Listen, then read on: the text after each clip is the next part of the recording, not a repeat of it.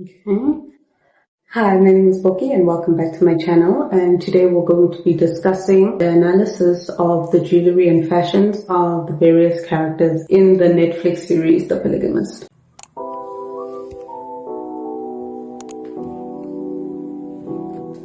So the first character we're going to be discussing is Joyce, who is the first wife of Jonas, and I wanted to discuss three aspects of her fashion specifically. First starting with her jewelry. So as we know in the show, Joyce is always seen wearing a different array of pearls. If it's not a thick pearl necklace, then it's a cross between pearls and chains, and she's just always wearing white pearls.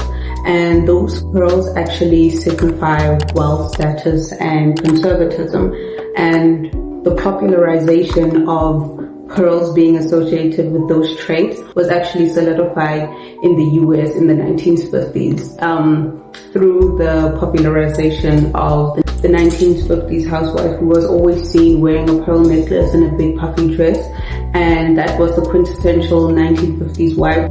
After the war had ended and a lot of people wanted women to be back into the home, so they needed to have an icon to look up to. The other ways in which her conservative values shine through is the fact that she was unable to leave her husband. In the first episode, Jonas is seen giving her divorce papers, and despite the fact that he had humiliated her and left the house for about a year at that point, she was still unable to sever that connection with him and just sign the divorce papers. Another thing I'd like to discuss about her fashion is her clothing cut.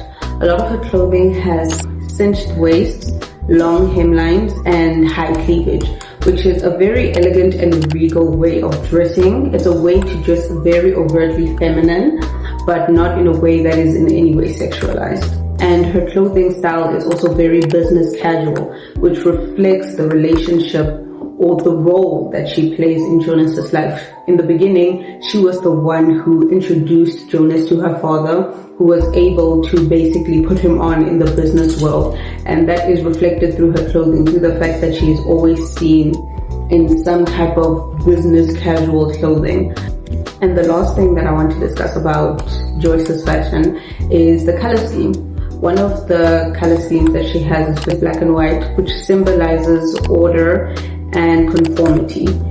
And Joyce is that way. She does everything within her power to keep the order within her household, even if it means sacrificing her own self-worth. She does it almost to her own detriment. The palette that she wears is black.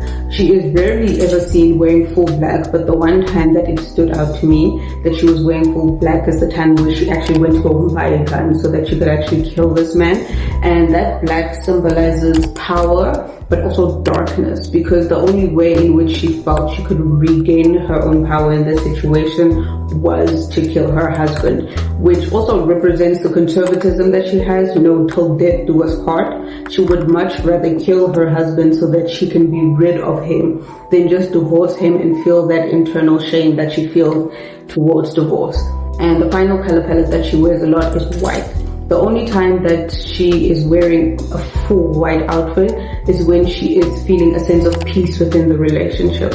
Like at the vow renewal, she is wearing a full white outfit, obviously to represent the wedding aspect of it, but also it represents the peace that she finally felt knowing that Jonas actually decided to come to the vow renewal and was in some aspect choosing her, and she felt like she was winning in that sense. And also the other time that she was wearing white was at his funeral, and you could tell that she was happy about him being dead because she literally curses him out as he is lying in the casket. So those are one of the two iconic times that she is seen wearing a full white outfit. The second character I would like to discuss is Matipa. The first thing I want to discuss is her jewelry.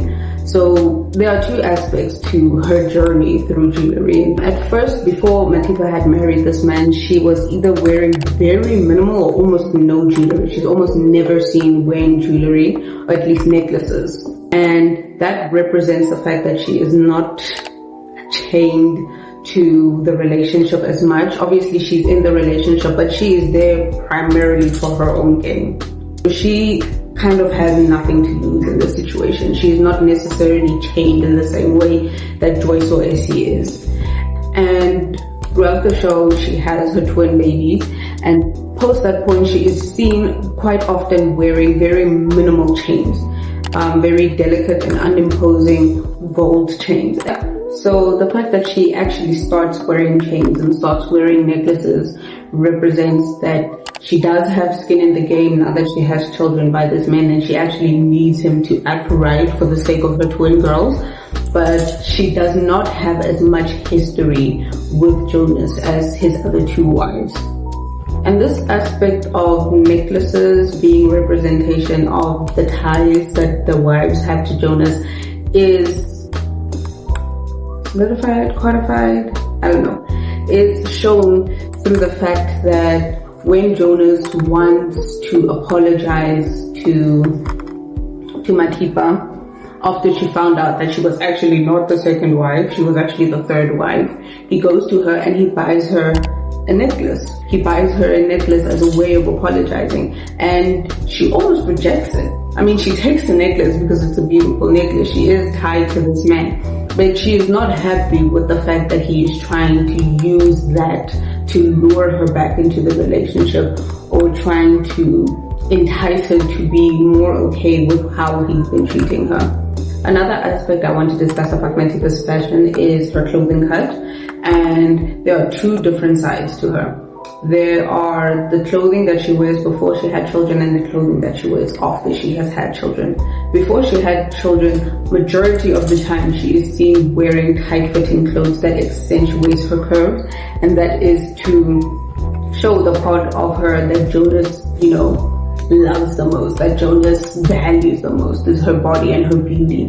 The only times that she's seen wearing tight-fitting clothes after having kids is when she is fighting with Joyce, almost to show her like, hey, I still have this body, I still have this over you. You may be the first wife, but I am in a lot of ways the more desirable wife. After clothing, she is more seen wearing looser fit clothing and more mature clothing, and that is almost to show the fact that not only is she a mother now, it's also a sign to show maturity, and also to signify the fact that she is no longer just a side piece. She is now a fully fledged and respectable wife to be reckoned with within the marriage. And her color scheme, I think we all know that red is her color. But the interesting thing about her is that she wears different shades of red depending on where their relationship is. In the beginning of this show, she is shown wearing a lot of maroon and, muted tones of red. And that, in my opinion, shows the fact that she was a danger, she was somewhere there, but she wasn't at the point where she was fully impactful in the relationship. Jonas still had to make the choice to bring her into the relationship and make her an imposing part of the relationship. The full-on red that she wears, especially at the vow renewal that they were having, symbolizes the danger that she poses to Joyce and Jonas's relationship. And that danger came to fruition because her having her twin babies started a chain reaction that eventually disrupted, Sarah and her feeling ignored within the relationship and feeling ignored within the family system. And that led to her telling Joyce that Essie was actually the first wife. So her coming into the relationship wasn't just, a burden or a danger for the marriage, the known marriage between Joyce and Jonas. It was also a danger for the secret life and charade that Jonas had constructed carefully over the past 19 years to enable having both of these wives and also being able to grow within the company. And once again, we come to the color black. The only times I ever see her wearing black was at Jonas's funeral, which is, appropriate. But the time that she was running away from Jonas. And I feel like the black in that scene specifically represents her trying to take her power back, trying to detach herself from Jonas. She tried that before when she was trying to get a job and she couldn't. She was unable to get a job because her focus on this relationship had allowed her to let her professional life slip in a lot of ways. So her wearing black in the scene where she was confronting Magesh about the fact that she had been beaten, and she told Joyce the same thing, that was her reflecting, the power that she's trying to regain over her own life. And finally, Essie. Essie's jewelry is almost the most blatant out of all of them. When you see her, she is almost always wearing some type of chain. If it's not a chain necklace, then it's chain link earrings. And before she started taking Jonas, she was not wearing any jewelry. The first time you ever see her wearing chains and wearing chain jewelry specifically is when Jonas saved her from her abusive boyfriend and they decided to be in a relationship. That is the first time that she started wearing chain jewelry, which symbolizes the fact that she is chaining herself to this man. And the interesting part is, after she had her relationship with Jonas, the only time that we don't see her wearing chains is when Magesh came to give her money, and she had almost completely given up on the relationship between those two. She had said, I haven't seen this man in 6 months. I am so over it, but he has a child here. He needs to come and take care of his child. Which signifies that the fact that they still are, connected in some type of way, but she was no longer emotionally chained to the actions of this man. And that was the only time that she had sort of broken free from the chains of this man. And one thing I find very interesting about her chains is that when she is younger, a lot of her chains are very colorful, but they're also made out of epoxy. After Jonas buys her a house, all of her chains are gold. All of her necklace chains are gold specifically. And I feel like that is very visually poetic. It's almost like that saying of golden handcuffs. She is literally handcuffed, not just emotionally, but by the money that this man supplies for her. She stopped investing into her business. She stopped doing all of that stuff. So now she is not only emotionally chained to this man, but she is financially chained to this man. Okay, sorry for the lighting change. Let's continue, please. An honorable mention that I would like to make is Freedom and his chains. So Essie is clearly not the only person who wears chains in the show. Freedom is also seen wearing a true set of chains, as I am today. And one thing that I found very interesting is that in the scene where everybody finds out that Essie is actually the second wife, there is a scene where he is seen not wearing the chain with the lock on it. And that leads me to believe that the top chain that he wears is just a constant reminder of the emotional toll that Jonas has put on him specifically. Because of Jonas, he was not able to, have a real father. His father probably wasn't that good of a father, but because his mother decided to marry Jonas, a man who was very, insistent on not being in their lives, that took up a spot that could have been filled by somebody who wanted to be a present father for all of her children. And the bottom chain, I think, represents the fact that he was sworn to secrecy by his mother and by everybody else on his side of the family.